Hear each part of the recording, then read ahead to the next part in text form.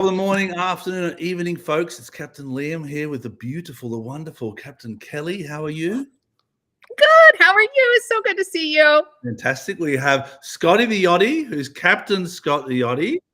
How are you? I'm doing good, Liam. It's nice to see you again. Thanks for having me on. And there's the one and only there jumping in and out is Captain Scott Kidd. How are you, Cap? Hey, guys. Perfect. What I'm going to do is run over to Instagram quickly, and then I'm going to come back, and then we'll roll through this Check-In Tuesday. So happy Check-In Tuesday, everyone. I hope you're wonderful. Be a little bit patient with me here as we go across. The purpose of Check-In Tuesday, folks, if you have forgotten, is to raise awareness for crew wellness. Maybe you go for it, Captain Kelly, and do a little intro why I connect it all. Oh my God. Well, I mean, you just said it. The purpose for Check-In Tuesdays is to check in. And specifically, we're checking in on what's going on up here. I think a lot of times we forget to take care of this precious little thing in between our ears. And Scott and Liam, who I have to say are like two huge idols of mine. So to be sitting in the same room and with them is freaking just amazing. But like we're all really championing in this industry one of the big changes that needs to be made, and that's better working on some better crew welfare and really taking the time to just work on ourselves mentally, emotionally.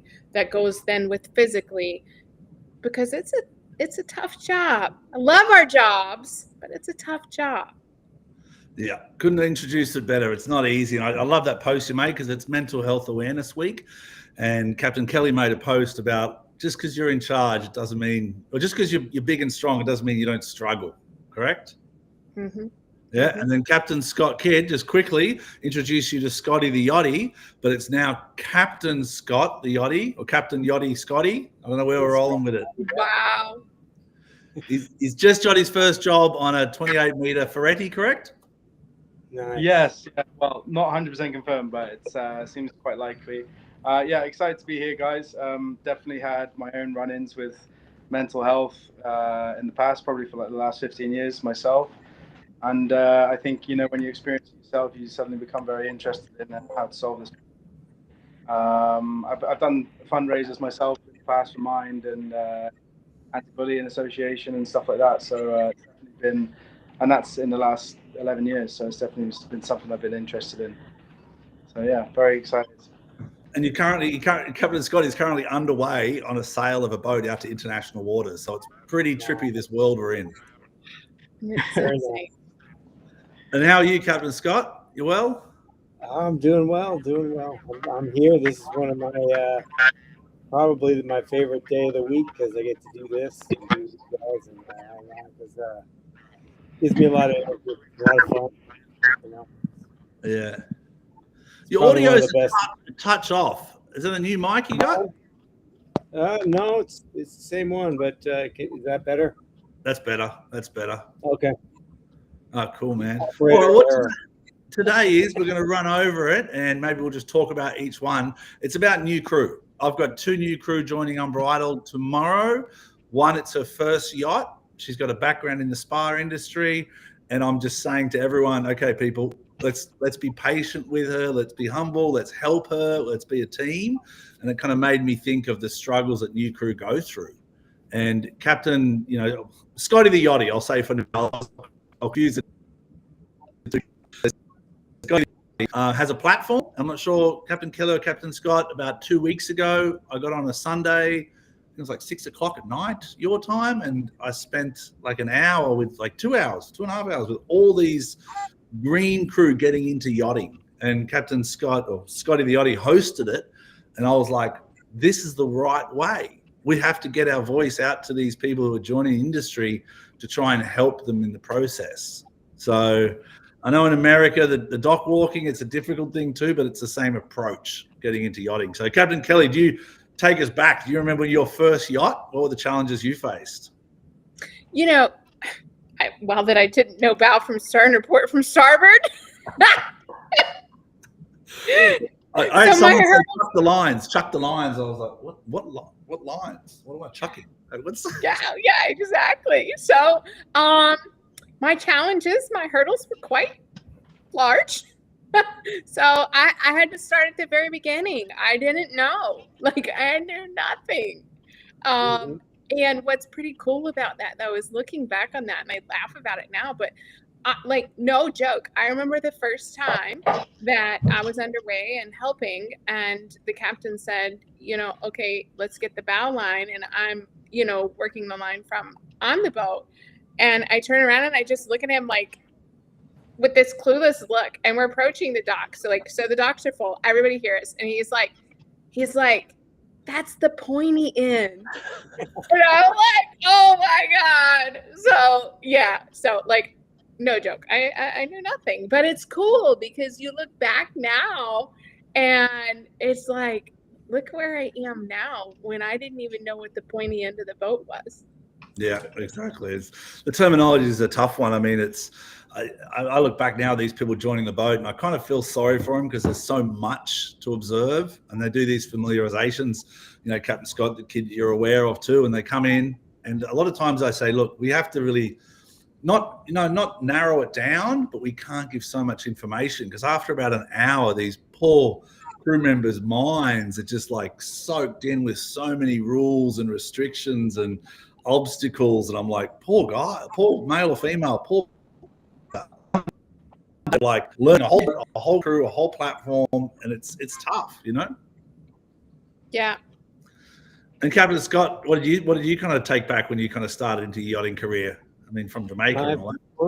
First one was I didn't even know it was a career. I just needed a job, so I got on the boat, and I realized after a while, I was like, well, I can do this. But luckily, I fell in with the right person, the right people, the right family and stuff. But looking back, I really had the same thing that Captain Kelly was saying. I really had no idea what I was into, but I didn't know any different. So, we worked like 120 days in a row, and I just thought that's how it was or whatever. And I in those times, it kind of was. I mean, you work until the captain tells you you're done or whatever, and you just kind of keep going or whatever. And unfortunately, I worked for my parents when I was young, so every day was a work day. So that wasn't too much different. So, but I really didn't know what, where, and when. And I remember Captain Conrad saying to me, he's like, you know enough just to be dangerous. I always say it's better to know a little bit about a lot than a lot about a little when you're in the maritime sector as a captain, because engineers come to me with these problems, and I'm like, all right, Liam, zone in here. Like, what are they talking about? The frequency drive is this many hertz, is it now this and this? I'm like, how do I get this in my head? But I've got to understand it to explain it to the owner or clients, And Scotty the Yachty, take us back to your first boat. Do you remember it or the challenges you faced? Yeah, plenty of them. It was a bit different for me because I come from a maritime background. I was a naval officer, commissioned naval officer for 3 years. And so I think going in, people had this sort of expectation of what I should be capable of. And I was never able to meet it because most of my job was management. And so, I didn't know how to use a socket wrench or coil a hose and very basic stuff. So it was really hard to win over guys because, not only was I green, and they kind of was expecting that I ought not to be green, so it was kind of a difficult obstacle to overcome to win their respect. But I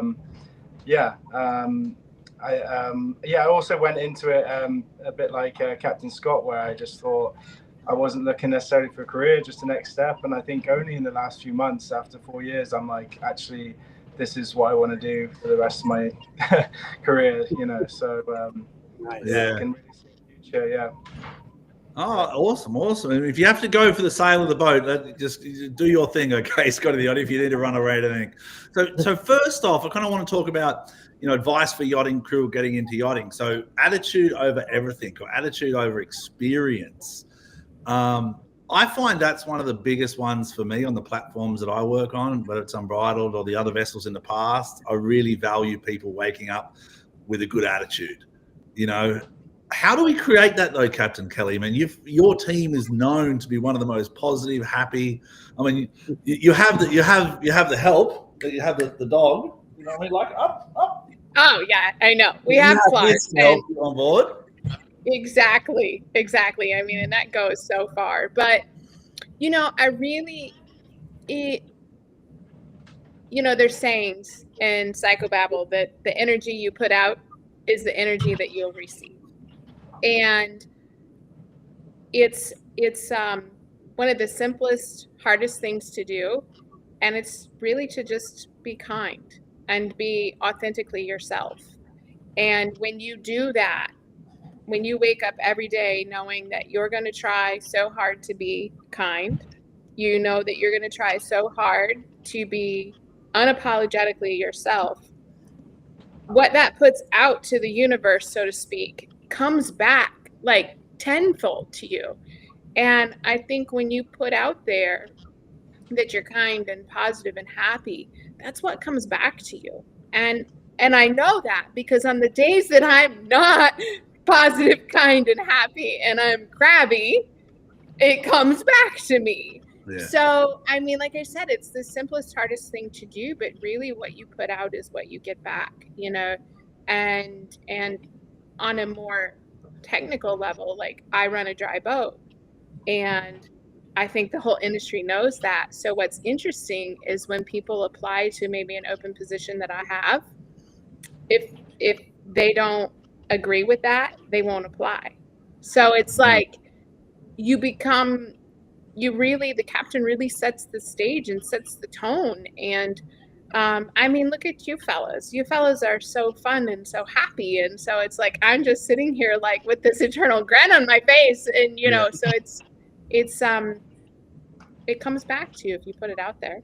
Also finding your tribe, like Captain Scott and I and yourself are connected. Even Scotty the Yachty, I don't know even how we connected. I saw something that was positive and I was like, this guy's cool, man. Let me text this guy. And all of a sudden I'm on this live Zoom thing with like 18 people and Scotty's going, okay, good advice, Captain Lee. I'm like, okay, how did I get into this room,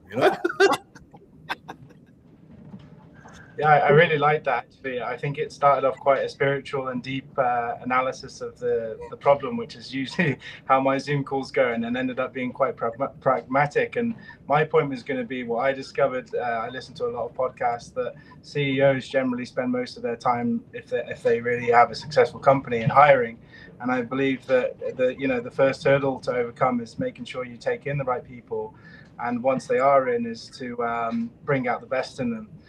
Because I felt in the past I've been capable of more, but my leaders around me aren't bringing out the best of me, and I'm like, I'm willing to give it, but I just don't feel like it's being pulled out of me, So yeah, or it's being shut down. I mean, I remember I haven't had much conflict in my life. I really try and be peaceful. But back when I was as a chief officer, I remember one captain, and he was a great captain, but he just had a bad day this day, and his partner was on board, and then something happened, and I was like, it's just not perfect.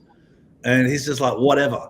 I'm like, whatever? What's whatever? Like, what? I don't give whatever. I'm waking up every day grinding 100 miles an hour to give everything I got. And you're telling me whatever?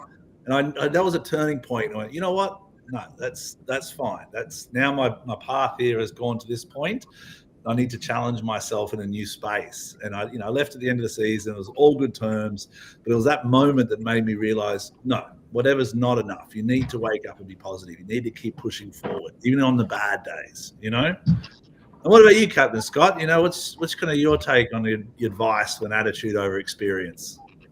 Well, I will take someone with a great attitude over the guy that has more experience any day, just because that person's probably teachable, trainable, and they're going to be able to take in and take criticism and stuff like that. Usually people with a positive attitude take criticism a little better, and a lot of times some people don't, especially because maybe they're insecure about a few things. But a lot of times you need to have that positive person, because when they're there, that you can count on that person too, because when you call them, they'll show up. Whereas you don't know how the other person's going to show up, if they're you got a bad attitude some days, not some days, other days, and that's going to affect the rest of the boat, And if you have that person that, because we've all been there where you have one person that's really kind of has a not so great attitude, and you're grinding through these charters, but then you replace that person, and that next person comes in, and then it's like a night and day. All of a sudden, everything changes. Like that person, like, well, where have you been? Like all of a sudden, everybody's able to turn it around because that one person comes in. It's just proven that person with that positive attitude, and it starts with us, And I know we, I'll be right there with you, Captain Kelly. Where like I have my bad days too, but I try to not let that inflict the rest of the crew or the people around me. Like, hey, I need a moment. I need to walk off for a bit or something, and just say, hey guys, I need a few minutes. You guys just keep doing what you're doing. You're doing great. I need to walk off for a minute, and that's something that I've learned to do, and just kind of not let myself infect the rest of the crew either. Do you ask for help though? Like if you're on the struggle bus, are you honest about it and say, hey guys, I'm a little overwhelmed right now, and I could really use your help. I do, and I'm going to genderize for a minute because you guys sometimes aren't the best about sharing your emotions. What do you mean by that? What do you mean by that? I share mine with the world. But I find that when I let my crew know if I'm on the struggle bus and I need some help, they're so happy to jump right up and help with whatever it is that I need. Yeah, I mean, it depends on what the situation is. Sometimes I just need to take a minute and talk myself through what's going on. Take the dog for a walk. Yeah, or just walk off and say, hey, why am I like this? Or just kind of analyze what I'm doing. Or sometimes I talk to my wife or to the crew or something like that. It just depends on what's going on and what the issue is. If it's a personal issue, I definitely walk off and talk, to my family or whatever. But if it's something at work, boat related and stuff, try to do the best to talk through with that person or what I'm struggling with. But it just depends. It depends on the situation. I've gotten better at it over the years, but I'm still working on it.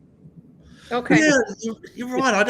I know when I'm upset, I speak slowly. Like the crew know that about me now, and then I'm like, okay, there's something wrong, Liam, and then I try and just go for a walk. Like doesn't matter what time of day it is. If I'm on the dock, I'll just go, all right, got to take 5 here, and I'll walk, try and find a tree and look at the tree and go, all right, cool, take a breath. It's going to be okay. But I think it was you, Captain Kelly, gave really sound advice. Like, solve what you can right now. If you can't solve it, I remember last or 2 weeks ago, and it resonates with me now. It's like, I can't solve this right now. I'm going to go back to the yacht. I'm going to be positive again. We're going to work through the obstacles.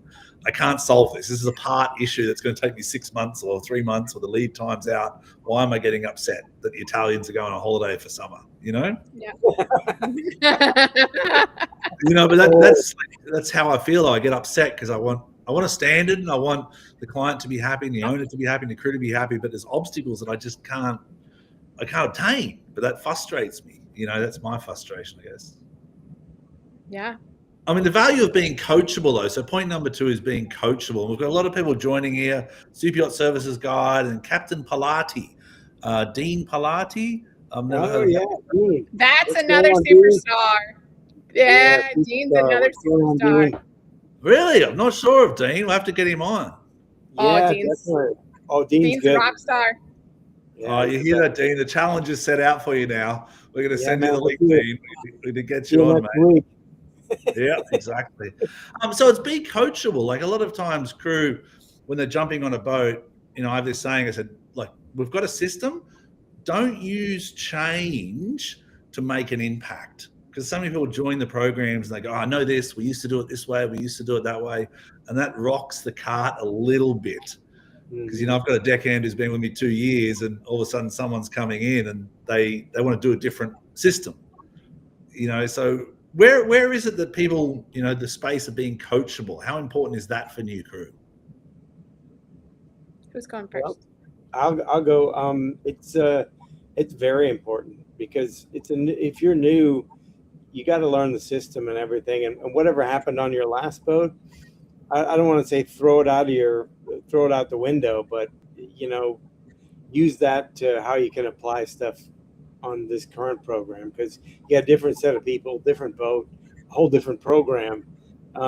What you did on the last boat may or may not apply. I mean, you might be on now an expedition style or remote type stuff that you're doing, Captain Liam, where you're doing stuff out there, but they might have been on another boat that was strictly a Bahamas boat or strictly a med boat where they were going in and out of the dock. So that's completely different than what, there's reasons why you guys are doing that way. So I would strongly suggest new crew, you get in and you kind of figure out the program and figure out how you can add value to the program. And that's by being coachable. Yeah, we've got some feedback here. Nautical Voyager says, I teach at a maritime academy. I preach, be coachable and ask for help. Great advice, because you're right, it's be coachable, but also ask. Do you see many people, Captain Kelly, that kind of come to you and ask for your help, or how do you encourage that space? I think one of the important things in being coachable is knowing when to admit that you don't know something. And when you're young, and this is just part of growing up, when I was young, I didn't always want to admit that I didn't know something. Now I'm like the first person in the room to be like, I don't know. And I was just actually having a meeting with one of my younger crew members earlier this week. And we were talking about, as a captain, one of your primary jobs is to hire people smarter than yourself. Yeah. So I'm like, I don't ever want to be the smartest person in the room. But going back to your question about being coachable is so huge, because Scott was alluding to it. On my last boat, oh my God, that drives me nuts to hear on my last boat. So please, you young yachties that are listening, please just leave that out. However, being coachable is a two-way street, because what if that young yachty is bringing a new and better way that us old folks don't know about or haven't even thought about? So I think coachable is a two-way street. Yeah, solid advice, actually. You're right. And I give it a bit longer. I give it 3 months. I say, let's not change anything. If you want to make changes, let's do it subtly, like really slowly, and think about it. And you want to be valued, right, as a new crew member. And I think one of the ways, just human nature, to try to show your value is to share your ideas. But you're right. 3 months is a good, just sit back, watch, see how it's working, and then maybe say, hey, I got an idea. You want to try this? Yeah. Or suggested. I mean, a lot of times too, like, I know these are little things, but people don't realize how, I'll say, sensitive yachts are. Like even the crew mess and the fridge and the food in the fridge, and people say, oh, we don't want this milk, we want that milk. I say, yeah, well, if you want that milk, then you're going to upset the person who wants that milk. So let's create a system, and everyone, when you join a boat, you put in your preferences. With 14 crew, you're never going to keep everyone happy. So I have this. When you join, you put into the system and you give your preferences, and one day, a month or two in, you may see the oranges that you want, or the orange without pop, that you've specifically requested, but it's not going to happen overnight, and then the longer you're there, the more the system adapts. Like I remember one conversation I had once about Gatorade, and the way the Gatorade was mixed was inconsistent, and it created a bit of an issue. The crew, the boys, this is terrible Gatorade. Whoever's making it was a new stewardess, and she's like, and I could just see, I said, look, sweetie, you're gonna have to follow the Gatorade. You're gonna have to follow the instructions. These guys are really specific on the Gatorade. These are the little things, but it's that be coachable. And she was like, no problem. And then when the boys came down, she gave them a little shot saying, what do you think? We good here? We good? And then she labeled the container and made the instructions. And I was like, that's it. That's the be coachable. That's the positive change. Nice. Adrian Stay-Blur 07 has written, as a greenie joining a boat as a deckhand, who is the best to ask questions to? The captain, or in this case, the bosun if you work on deck? Good question, Adrian. Steltler 07. As a greenie joining a boat, who should the deckhand ask? And what do you think, Captain Kelly? I mean, your bosun is right there, readily accessible. Yeah. So, use and abuse them, man. That's their job, is to help bring you up. And so ask.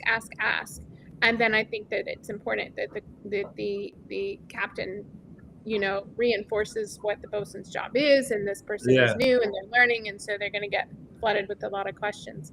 I have an open door policy, literally. And so crew will always come to me and ask me questions, and it's fine.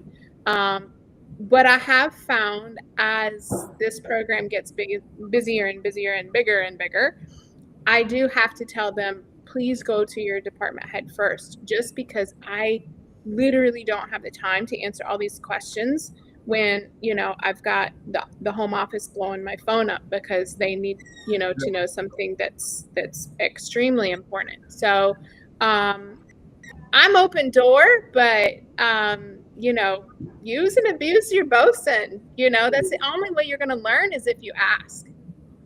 Yeah, true. I mean, I also think, as a captain, you don't want to go against what your bosun's saying. The system should be pretty consistent, like the way Captain Scott wants his deck run and interior run. There should be a flow.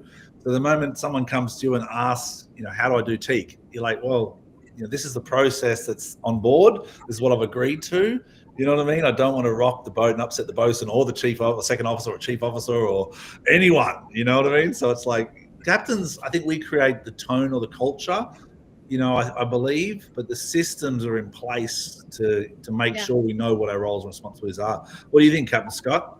I mean, who I would agree with all that, because you have to go to your next person up, because he or she's going to be the one that's guiding you. And also, if you ask the captain, he's not going to know line by line the entire thing. I know if you ask me, I'll go out there and they'll tell me to immediately go back inside, because I'll probably damage a whole bunch of stuff and ruin everything, and then created like weeks worth of work for them, and then my job here is done. But no, and it's one of those things where, if you go to them, they're going to be able to walk you through the process, and if they can't, then maybe go to the next line up. The chief officer is like, hey, I'm not quite getting this, but go with the bosun to the first officer and say, hey, I'm not really getting this. Yeah. Can we kind of walk me through this whole thing? Because I think that's going to create more of a team dynamic, that they see that you're going through the chain of command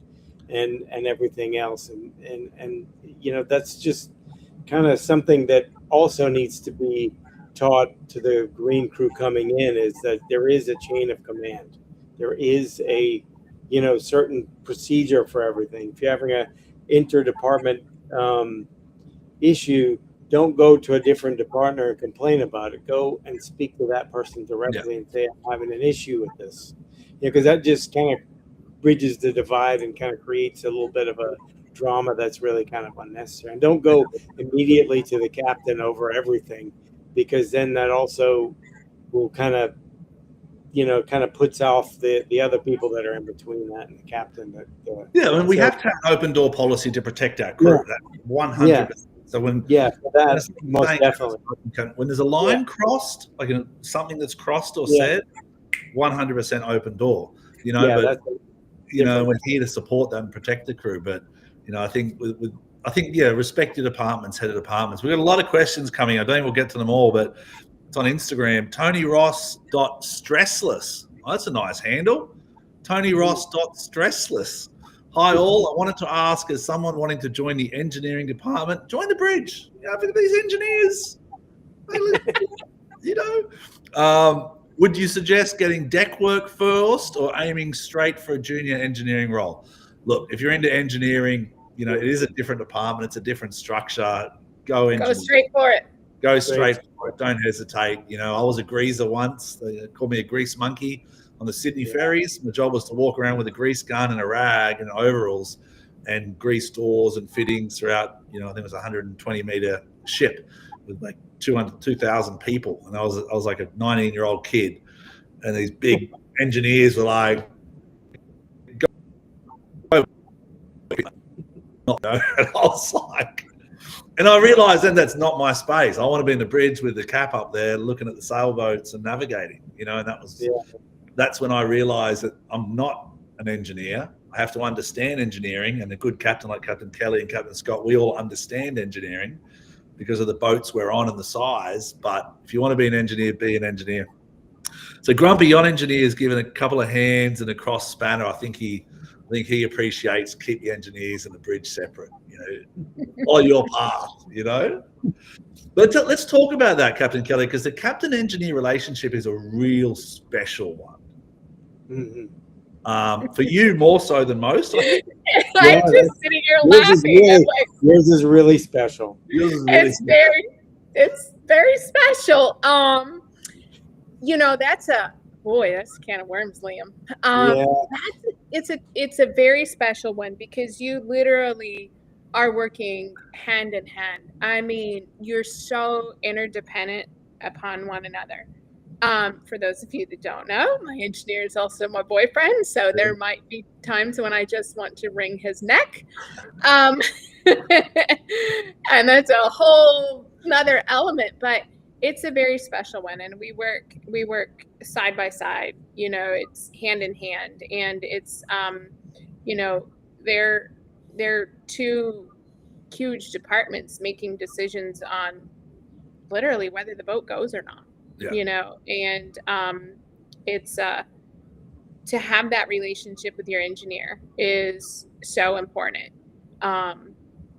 It's a very special one. Yeah, I couldn't agree more. And I realize it a bit more often. Like myself in engineering, I always joke. I remember seeing this device. It's a battery tester, and you put it on something and it would say replace batteries. And that joke I had with this engineer at the time was every time they'd put it near anything, it would be replaced. Like pump, replace the pump, replace the air conditioning, replace this. But, when I did a survey recently, I was like, and I saw the value of the engineer a lot clearer, from a commercial aspect and from a buying aspect or selling aspect. And I was like, man, these engineers and captains, there's reasons why they wear 4 stripes on big ships. It's because the captain and the engineer really need to understand what goals we're setting, what priorities we have. Because the moment that you start disrespecting the engineer and not listening to what their concerns are and addressing their concerns mechanically, the ship will fail. It's a fact.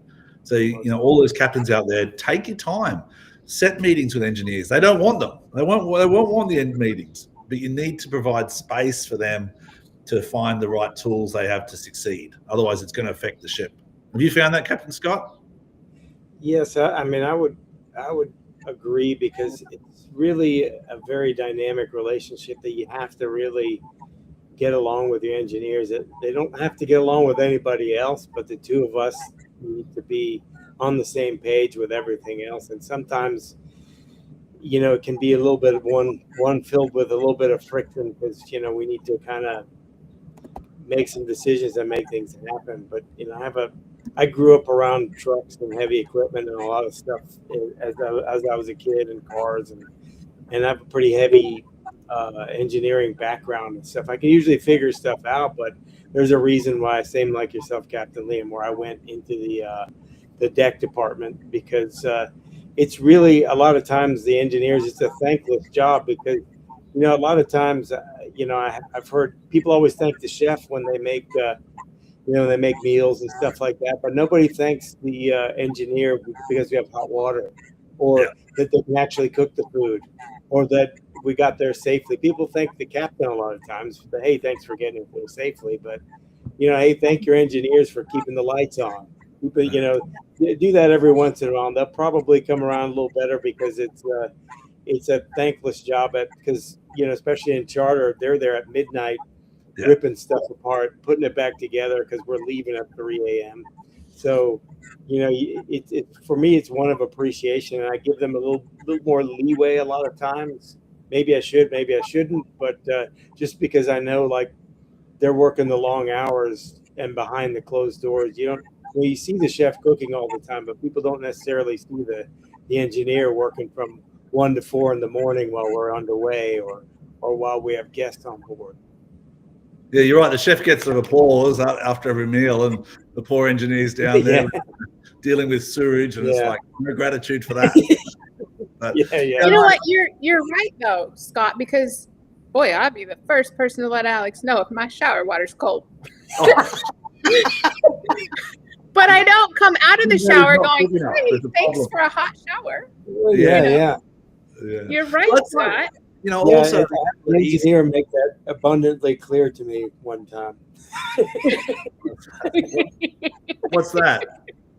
Just that, hey, because he told me like in a joke one time, he's like, because he was worked with an engineer and he was second or third engineer, and the chief engineer, the crew said to him, "Hey, you never thanked the chef for making you a nice meal." He's like, "Nobody ever thanked me on this boat for keeping my water hot.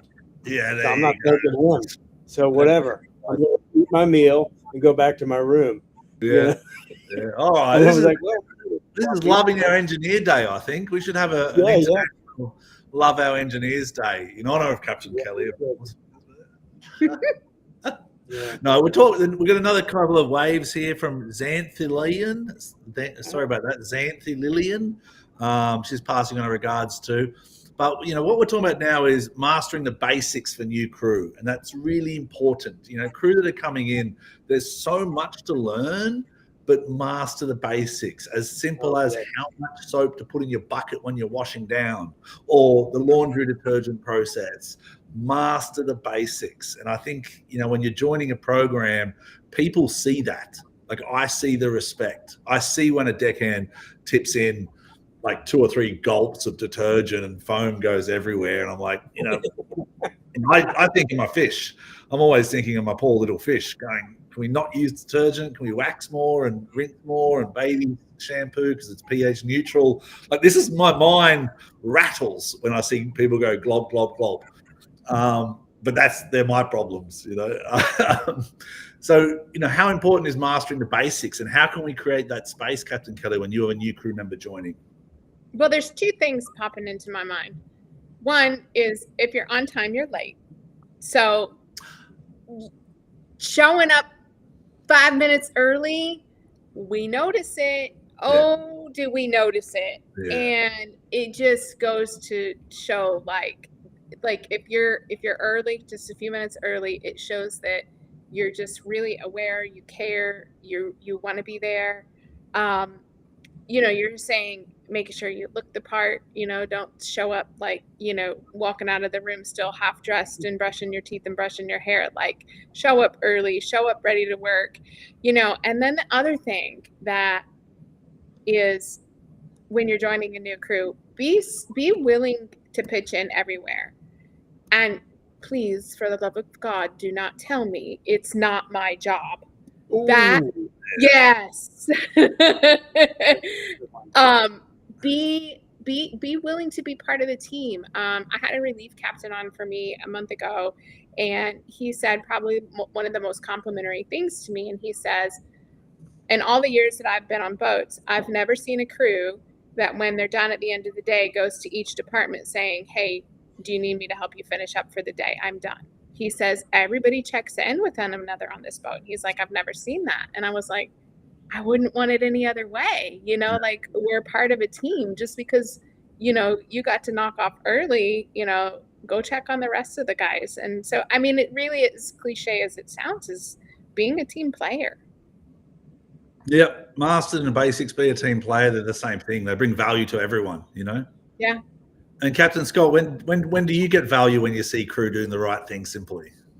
Well, when they're doing the right thing, I would piggyback onto what Captain Kelly was saying. Show up early, show up often. But even before you get the job, you know, I had a crew member say to me, how do I get a job on the yacht? I've been day working for weeks now. I haven't got anything. I said, well, what time are you showing up? Well, usually about 10 or so, you know, this and that. And I'm like, well, you're not going to get a job that way. I said, you need to show up looking sharp at 7 o'clock in the morning. You see anybody walking around with a cup of coffee, go immediately and talk to them and say you want to work right now, you know, and all that stuff. And show up early, show up often, be the team player. And, you know, we used to have a saying that if one person's working late, we're all working late.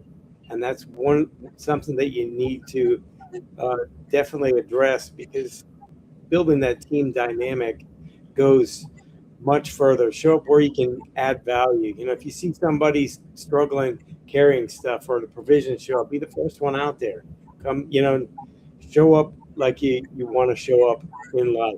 Don't be there and kind of not ready, looking on your phone, like Captain Kelly was saying. Don't be that person, because that's just going to show that you really don't want to be there, and that just kind of is a bad look.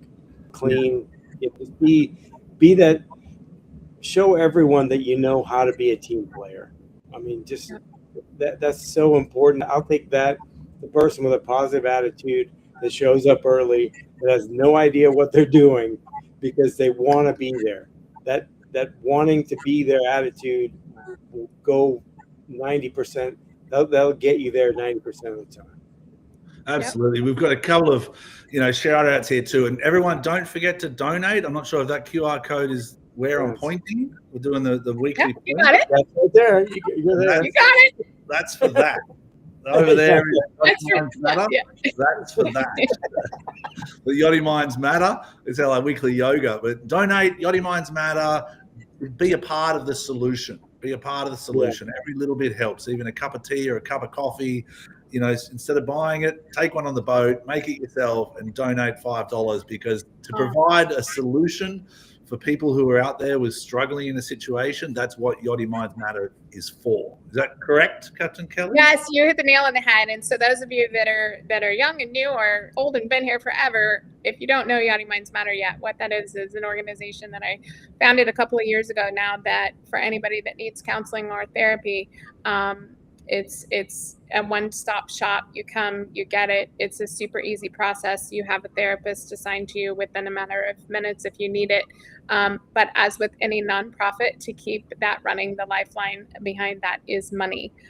So any small donation, like Liam says, even if it's just, you skip your Starbucks and you donate that day, that means so much. And if you're in the South Florida area, we are having a CrossFit event this weekend where all proceeds go to Yachty Minds Matter. So if you're around and want to go CrossFitting, that would be lovely to hop over to check on my page for all of the details with that. But thank you so much, Liam, for the shout out. And that's I think there's down there bottom, there's at Captain Kelly J. Gordon, and then there's also Yachty Minds Matter, correct?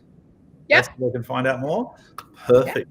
Xanthi from Wave Wellness. I'm not sure if you're still with us. You made a comment there. Love you, Xanthi. Partners a captain at sea on a sailboat. I met them in Costa Rica, and we signed up for the Wave Wellness program on Unbridled, which was awesome. But get a hold of Xanthi at Wave Wellness, everyone, and then a wonderful lady at Super Yacht Services Guide. She's awesome. Yeah. And Caroline, oh man. From Super Yacht Services Guide. Wellness Wednesday tomorrow. I'm looking forward to it. And she just rolled. I love it. Yeah. So big shout out to Caroline. And she's asking, as captains, do each of you have an onboarding protocol, regardless of which department they are joining? And do you or one of the heads of departments regularly check-ins with them to see how they're faring? Very good question, Caroline. And it's so important in this industry we understand it. On Unbridled, we have a JO1 form, which is a crew onboarding form, and on that form there's like 12 things they must complete in order for them to go to the next stage of onboarding. Most of them get to about 70%, and then they try and get on to their jobs because that's what they're excited to do. But it's as captains, we have to stop them and say, no, what don't you understand about your muster role and responsibility? Or I need your insurance form, or I need your payroll form. So we do have onboarding for ISM compliance, but it's not enough.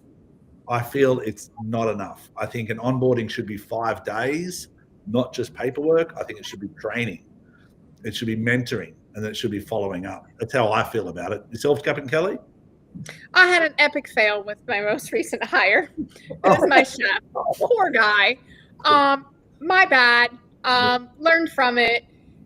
I have a long history with him, so I know his ability, and I needed a chef like yesterday, and the boss sprung a trip on us. So like all the things, that I don't want to say could go wrong, because they weren't wrong things, but it was just all piled up. Like we had to get going. The boss was coming, like just all these things. And I resorted on the fact that I've worked with him so much in the past that I could just kind of throw him in and he would be fine. No, I didn't set him. I didn't. And thankfully, you know, he's patient enough that he come to me and he's like, hey, how about the onboarding? And I'm like, oh my God. I was so in my own head with everything else. And usually the chief stew helps me with it and the rest of the departments. But he just, I think everybody just got so with the fact that they knew him, they worked with him before and he was capable and we had to get going. I did not set him up for success. He did fine. But we laugh about it now, but onboarding is so important. So and then the check-ins, you know, that's the other big one, Caroline. You bring a good point. We should go back. I do it 3 months. So onboarding, and then at 3 months, I sit down with the crew member and I go over positives and negatives. You bring 3 positives and negatives and I bring 3. And from a captain to any person who joins the vessel, it's a good opportunity then to get a feel of the pulse, you know? I call them walk and talks. I usually grab my crew every so often and we go walk down the dock and we talk. We do walk and talks. Walk and talk. That's a nice, that's a pretty good idea. Yeah.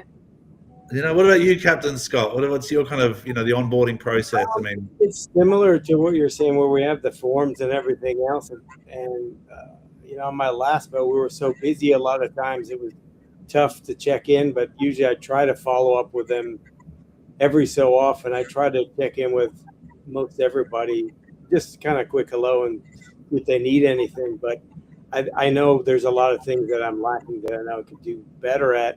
You know, I think probably a more formal like follow-up after a month or 3 months, you know, written procedure of like, hey, what do you think? What do you need? What can we do better? What can we both work on together?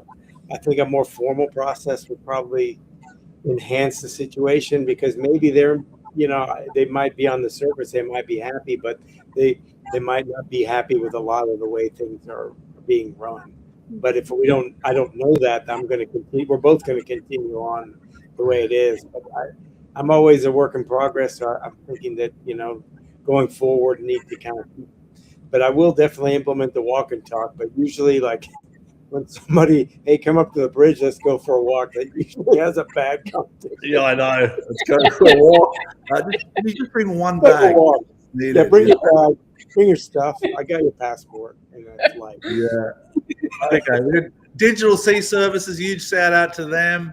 We're doing that Digital Sea Service on Motor Yacht and Bridal. It's an awesome platform which is creating, you know, it's basically going back into your logbook, getting all the sea time, and then giving all the crew access to their own sea time that's automatically updated. So it's designed to help people with their careers. And then we've got Dean, I think. So it's Dean. Is it Captain Pilati? Is it Dean Pilati? Yeah. Mm-hmm. He's saying one of the ongoing things we do with onboard is when a new person comes on board, the last person was onboarded does the new person's, because teaching someone is a great learning process. I love that. That's why he's the man. That's why Dean is. You're right. He's the man. He's a rock star. Oh, Dean. Where's Dean based out of? Florida or? No, he's in the Med somewhere, I think. Isn't he? Dean, where are you? I believe he's in the Med. Hi, Dean, and we're going to see you next Tuesday, I think. Uh-huh. Oh yeah, we were going to see him next Tuesday. Oh yeah.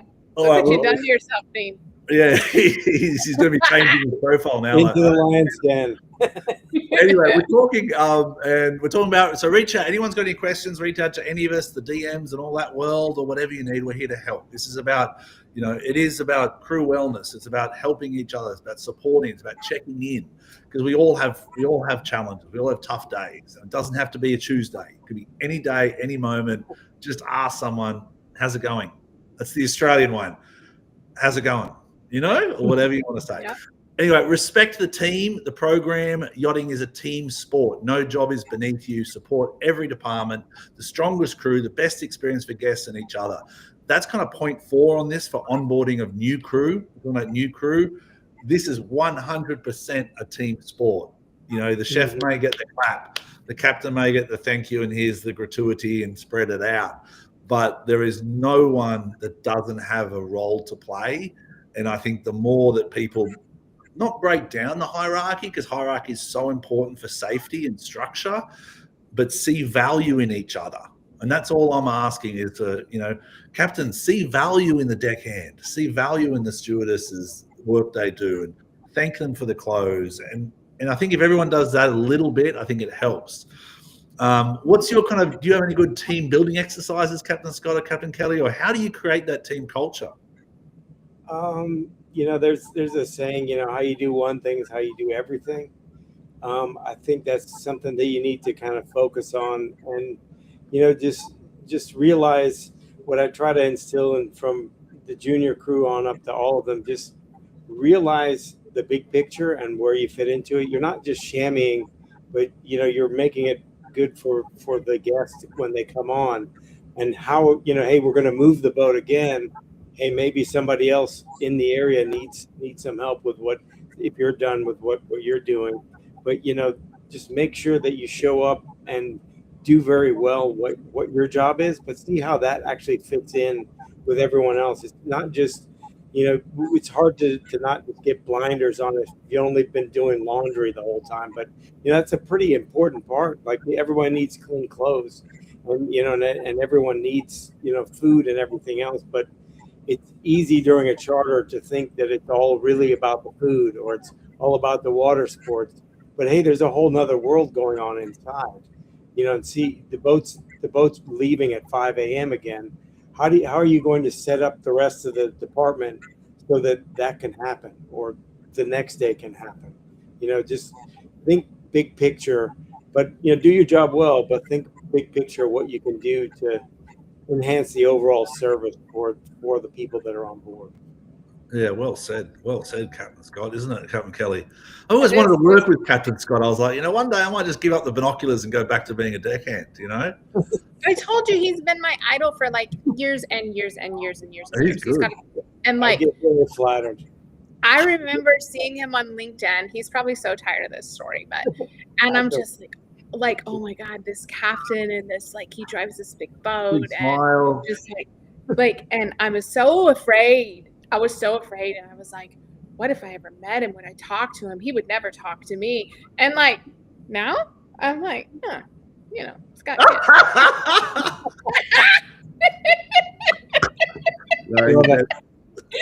He's showing up. I mean, teamwork is showing up. Everyone's just got to show up. Like, you've got to be authentic. You got, like you're saying, and I love Captain Kelly's approach, is the crew you're building is just be authentic, be yourself, show up. That's the team, Yeah. And and I've often, when it talks about, when you get onto the subject of, after charter, who was the shining star, this or that, or, every now and again you get into those debates whose role is more important than another's. I often say, take one position out, and what does the day look like? It's a disaster. Yeah. It should actually. You take the chef away, well, then that's like a serious problem. But then you take the engineer away, well, the thing doesn't start up and go anywhere. And you take the laundry girls away, and we all stink. So like, if you take out one position, like, it all falls apart. And I think when you think of it like that, you're like, okay, like, it really does take every single one of us to make this work. And I would add to that sometimes being part of a team is sometimes showing up when other people can't. Like, if other people are down, hey, so-and-so's struggling right now. They're really beat. They were up. They only got 1 hour of sleep. Let's chip in. We all got to make up a stagger. Or, hey, the engineer needs another 4 hours. Let's go help him do his watch or what have you. Or, hey, the other guys are really struggling. The chef's struggling. What can we do to chip in and give him a little that extra half hour of sleep, and we'll deal with the galley and stuff for him. It's a big part of the team is showing up when other people can't. And that's a team. And not being so quick to accuse. This is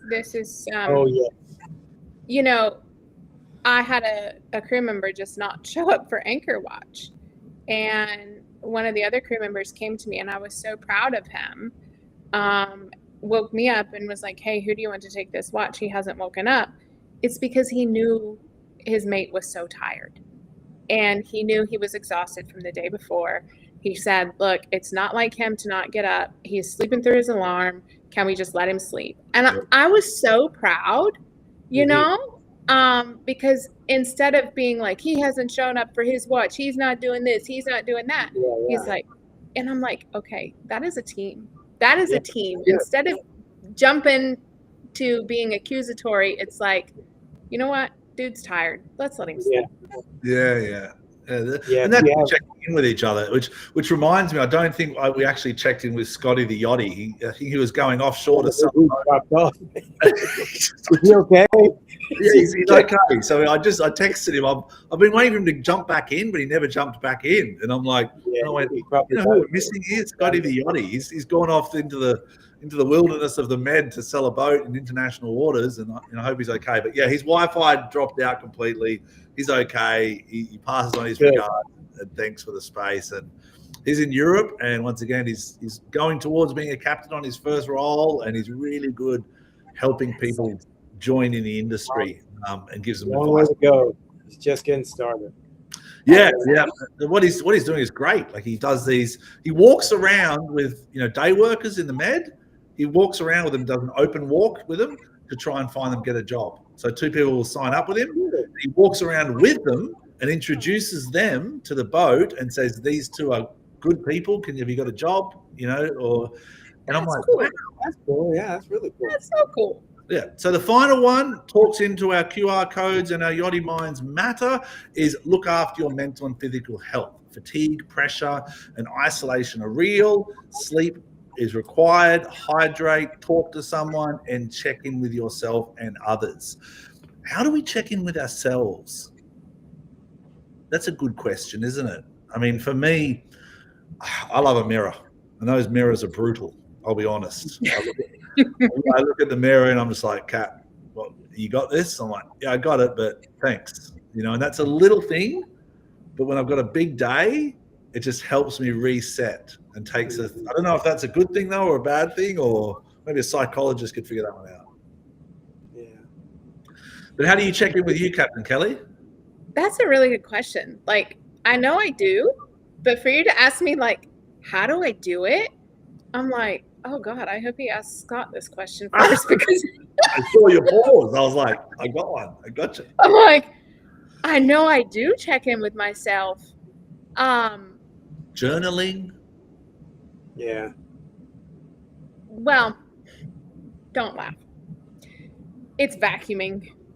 So nice. I did not notice this until crew members have Don't pointed this laugh. out. I can't help it. When you say don't laugh. So I've noticed when I need to get myself in a certain headspace or it's going a little too fast, I vacuum. And my crew have consistently pointed that out to me. And I know what it is. It's because I'm taking a mundane activity that doesn't require any thinking. And it puts me in this place of zen. And I know this isn't the answer to the question about how do I check in with myself, but this is, in a way it is, because it's when I go to this default vacuuming, it's because I'm trying to take my mind to a quieter space. I'm trying to do something, be productive, use my hands, accomplish something, and I don't really have to think about it. My body can just do it. And it's really funny. My bosun in particular notices that I do it. I typically vacuum before a maneuver so that I can get myself to a place of calm. I can't believe I am admitting this on your guys' live. I admit that before I dock a big maneuver, I'll always go down to the bathroom and I'll always look in the mirror. Same thing. I'm like, you got this. I'm like, all right. Yes, and it just, I don't know what it is, but check. Like I said, it's not answering. It's like, how do I check in? It's just, I know that this is what I have to do to bring myself down a little bit because this thing up here is getting a little too crazy. Yeah. Well, I guess it's a good thing, occupational therapy is I've always done stuff. Like one thing I used to love doing is, I don't get to do it very often, is varnish, because it's very tedious and long. You sand and the prep and everything, but at the end of the day, you see that you've actually accomplished. So you can see the progress. Whereas, for me, I do a lot of the breathing stuff, and it's the same thing like you, Captain Liam. You go to the bathroom, look in the mirror, you're vacuuming. I do these like 3 really slow breaths, and sometimes I catch myself when I'm docking the boat and stuff too. And regardless of what happens, if I just keep breathing slower and slower, the people have told me like the boat could be on fire, but yet you seem to like slow down when everything Yes. gets crazier. And I'm like, well, because I don't know, I guess maybe over the years, just from things I've been through, that I know what to do in the chaos. But sometimes maybe that's why I'm so busy, is when things are not chaotic, my energy goes through the roof. But maybe that's, maybe you guys just help me figure it out. Then maybe that's why I've been all these years. But you're right. it When it's real busy, I'm the same. I'm the same. When it's real busy, I slow down, and when it's not, and the more, I'm the same way. The more chaotic, so like the more chaotic a situation is, the calmer I am. Yeah. And Scott, you guys, and Liam, you're saying you're the same way, and I don't know what it is, but it's like you find calm in the chaos. I'm sure a therapist is probably going to tell us that's not good. But it works. AI is going to figure this out. We're going to get a lot of messages from therapists going, guys, that's not good. But also, when it's too calm, I must admit that I think I'll be vulnerable. When it's too calm, I'm like, hang on, let's ramp it up a little bit. Yeah. So maybe that's my mistake in this, Yeah, maybe. But you know what? My mentor, the guy that's responsible for getting me started in all of this, the one that told me, sweetheart, the bow is the pointy end. He sailed around the world solo, and he did it without any accidents, which is pretty rare. And I asked him how, and he says, you know how I run a high level of anxiety? And I said, yeah, and me too. And this was so important. He says, you have to find a way to channel that. He's like, anxiety is only bad if you let it be bad. Mm-hmm. So when you're laying awake at 2:00 in the morning and you're obsessing over your route or your weather, instead of laying there and obsessing, he's like, check it, do something productive. And I've learned how to channel that anxiety that I have and turn it into a superpower and not a weakness. So, and I just want to say that to anybody that's listening, if you've got something that you think is debilitating or you're struggling with, try to find a way to turn that into a superpower, because that anxiety, I think, is what makes me double and triple and quadruple check the weather and my route. And same thing with him. And that's why he sailed around the world successfully without any issues, is because he turned that, what others would see as debilitating, he turned it into a superpower. Wow, so insightful. And I got to admit, these weeks help me. I love the check-in Tuesdays. They really help me as well. So, and in finishing with that, we have gone over our time. I think, I'm not sure if whatever, 102, but it's great. I don't know how we speak for an hour and I still wanted more. I want more. I know. But Dane Kerwin is saying it's the same with spearfishing. And an old friend of his used to say that if you're having a bad day, go for a dive and wash your brains out. And I'm a spear fisherman at heart, and I remember the ocean is my mother. Like I was always jump in the water. Yeah, that's me. I go to the beach. If I go to the beach, man, everything goes away. Yeah, and then let's finish this. Yeah, I agree, Captain Scott. And let's finish this with, what are we doing? When's the event for Yachty Minds Matter? Is that this week or next week? It's this weekend. So please go to my Instagram page or any of my pages on social media. Get all the details, all of the benefits, all the proceeds benefit Yachty Minds Matter. And, it's a good CrossFit workout. So, we're doing 2 things at once there. I was going to say killing 2 birds with 1 stone, but that's probably not proper anymore. But, so yes, please check out the page for all the details and please come. Anyway, I love this space. Once again, it's crew wellness. It starts with the caps. It starts with everyone and just help each other. And thanks, Captain Scott. Thanks, Captain Kelly. I'm honored to share this space with you. Thank you, guys. Love you guys. All right, be safe. All right. Bye. Bye, guys.